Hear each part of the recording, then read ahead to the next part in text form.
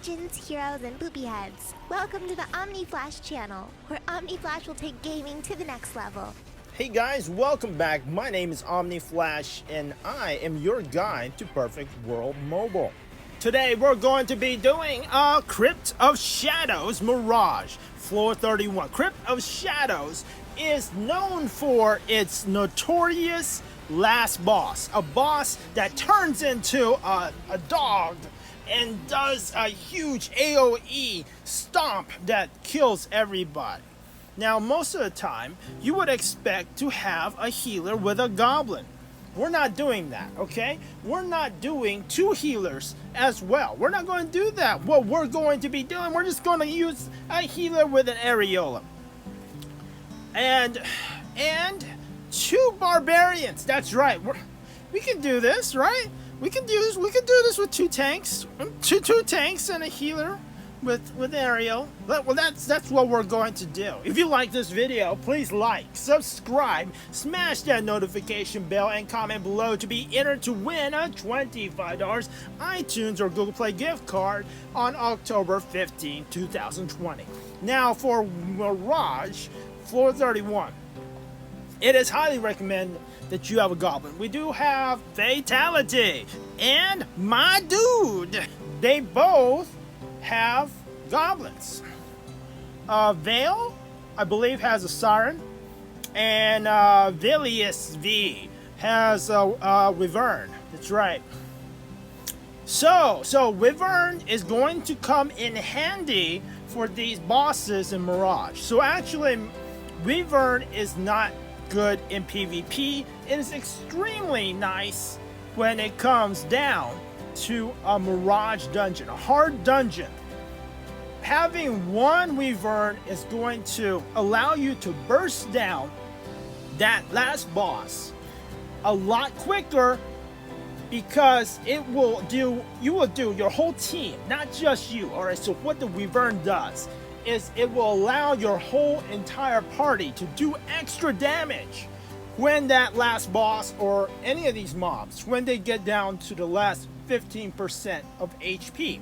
Also, having an archer on your team is extremely useful. They have a skill, it's called Splintering Arrow, and that reduces the HP of mostly the boss. You want to go ahead, use Splintering Arrow as soon as the boss spawns, which will decrease its HP by 10%. And that is so useful. You want to use that as soon as the boss spawns to remove the most amount of HP.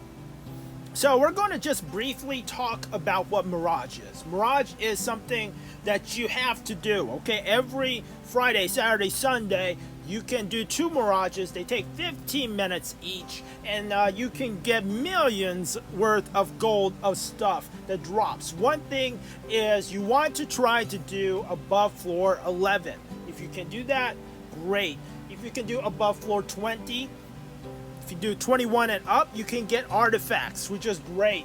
Now, if you can get up to 31 and up, you can get rare elixirs. Last week in my other Mirage video, I got an avatar elixir, which was like 2 million gold for free from this Mirage. So it is definitely worth doing. You're going to have to find a good team, and you can ask around. Some of your friends can help you. Each person can do 6 Mirages a day. So if your buddy has already done their Mirage, they can help you. They have 4 more runs that they can do that day if they like you. And so here we go. Oh, alright, so you keep seeing me pulling down. Now if you click on a monster or a boss and you click underneath their names, there is a little squares for buffs and debuffs. This week's Mirage is really tough because it has a specific buff. The bosses get a specific buff that either buffs physical defense or magical defense, and it alternates every 20 seconds. I keep pulling this down because a very annoying Mirage, you actually want to be on voice comm. All right, so see these little microphones that are on the side of our names? All of our microphones are on. And I am constantly talking. You can see my microphone keeps flashing.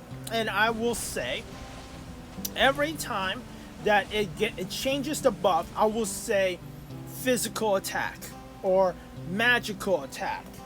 It'd be like, I would say wizard, or you can say archer, or whatever you want to say. Just let those people know that it is okay to use their hard-hitting skills then. Let them know that the defense buff for their class is not up. So if it says, like right now, it says greatly increase physical defense.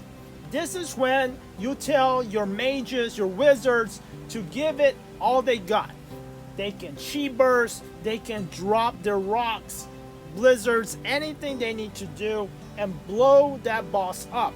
When it says greatly increase magical defense, you just sit back. You hold on to your long cooldown skills, okay? You hold on to the long cooldown skills and use those when the buff against you is not up. And that's pretty much it, but it is very annoying because one person will have to sit here with all the buffs and debuffs open at all times so that they can let the rest of the team know when to use their attacks. Oh, did you see that attack? It said Phantom Candle. So they have one of these attacks. It's called Phantom Candle. This is the first boss. It's called the Wraith Tower. And he shoots blue balls at you. And whenever you see blue balls, you know you don't want to touch them. Run away from those blue balls. Unless you're a tank in tiger form. If you're a tank in tiger form, you got your tortoise on, you're gonna be pretty good. That blue ball can touch you all day and won't hurt you. However, if you're a DPS or you're a cleric, you're gonna have to run from them blue balls when it says Phantom Candle. So that first boss isn't that hard. It's got an AoE, a fan-shaped AoE that's pretty slow. It's got some little circle AoE. It's pretty easy to dodge. All you gotta do is run from that Phantom Candle. Alright, so when you come over here, you want to skip the group of mobs to the right. And you just want them to come down here. And most likely, if I were you, I wouldn't want to grab both groups of mobs. It's just a little too hard to handle. And if your party wipes, you're going to lose time. You're going to have to do this in 15 minutes, alright? You got to do Mirages in 15 minutes or you will fail. So be safe. Grab one group of mobs that you know you can handle. Especially since this week, we don't have lose aggro. But we have something that's pretty bad also. It's not as bad as lose aggro. It is the Scorpion, okay? So you turn into a Scorpion and you don't randomly lose aggro. So you can go in aggro, and then if you turn into Scorpion, they will still be aggroed onto your Scorpion form. So Scorpion is really not as bad as randomly losing aggro. Because a lot of times, if you go in a Mirage that has a lose aggro, I would AoE aggro 10 mobs. And then they would just, all of a sudden, the next second, I will lose aggro. And then I will have no aggro. I don't have any AoEs up for another 10 seconds or so, which is horrible. Now, I do have Swift. Swift is the best rare skill you can have on a tank. It allows you to lower down your single target aggro. It can lower the single target aggro to like, I think it's 2 seconds. It's really fast.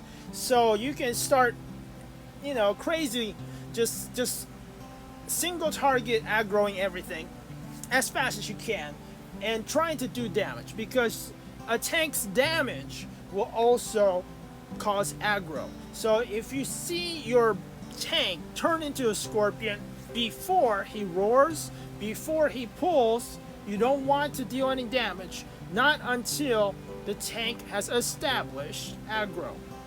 Alright, so I've got aggro, and now we got an archer throwing down barrage. We got some lightning.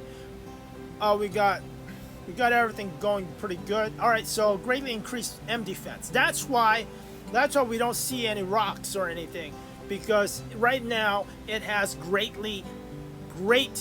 magic defense, which you don't want to use your magic skills, not when the magic defense buff is up, but as soon as it turns to a physical defense buff, that is when we are going to use your magical skills. So this week's Mirage, every week Mirage is different. It's like a box of chocolates, always changing, and so much fun.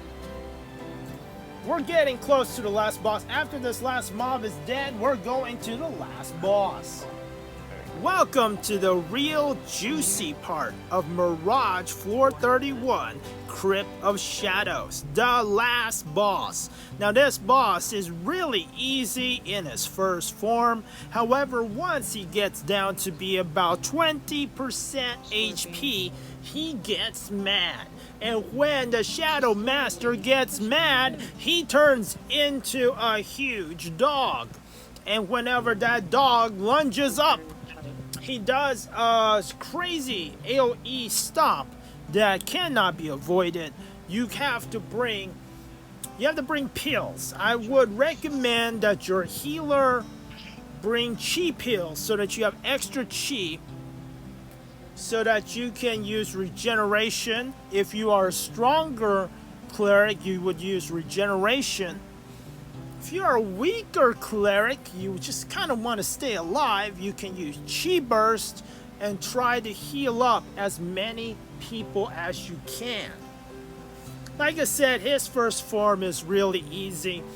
Not too much to have to worry about. He does some skills that he summons. He's trying to capture you in his coffins, but that doesn't even do that much damage.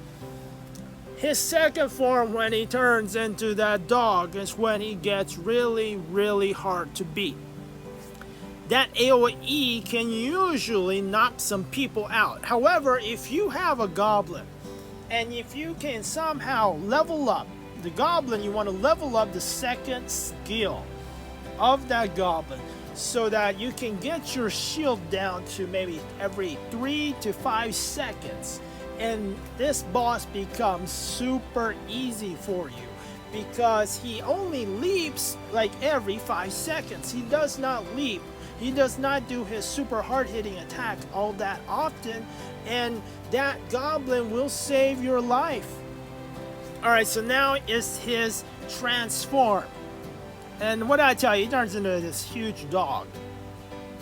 Once again, that stupid buff thing is just in the way. However, you see Melons. Alright, Melons is doing her regeneration, and it's doing pretty good. Melons is still alive. Alright, so every time he slams down harder. So the first slam is going to deal some damage. The second slam, you're going to almost die. The third slam, you're probably going to die if you don't have a goblin. And if you have a Tears of Red book, you're going to want to revive after he does his AoE attack. And that will give you some time to heal up. Alright, so the healer's gone, and Velius V is gone. Alright. That is kind of not good, because Velius V has the Wyvern, right? We're supposed to be able to do it some extra damage when he's down to 15% HP, but that HP bar went all the way full. So, yeah, Wyvern doesn't kick in, I don't think. Yeah, well, his book didn't work. Alright, so what we got left is Fatality with her invincible goblin. Alright, look at this. My dude and Fatality, they got some 3-second goblins, okay? They got plus 15 on the second skill of that goblin with all decks. And every 3 seconds, it blocks that damage. That damage is Huge. All right, well, we got 2 tanks, so I'm down. But Vale's up. Vale's jumping around. Vale has healed up, and he's back. All right, well, so Vale jumped away, and he's sort of kiting. Our Vale got aggro again, so that, you know, we don't want that aggro. We don't want the boss aggroed on our goblin DPS, because we don't want that shield down when he jumps up and does his stomp. Right? Stomp. We want that shield up on your goblins whenever he stomps. So be sure to not get hit. You want to kite this boss, especially when your healer's down, if one of your tanks down. We got another tank. That's it, boys. We got this. We hit this. Not a healer with a goblin, not 2 healers without a goblin, but 2 tanks. All right, thanks for watching. This was an exciting run. I'll see you guys in the next video.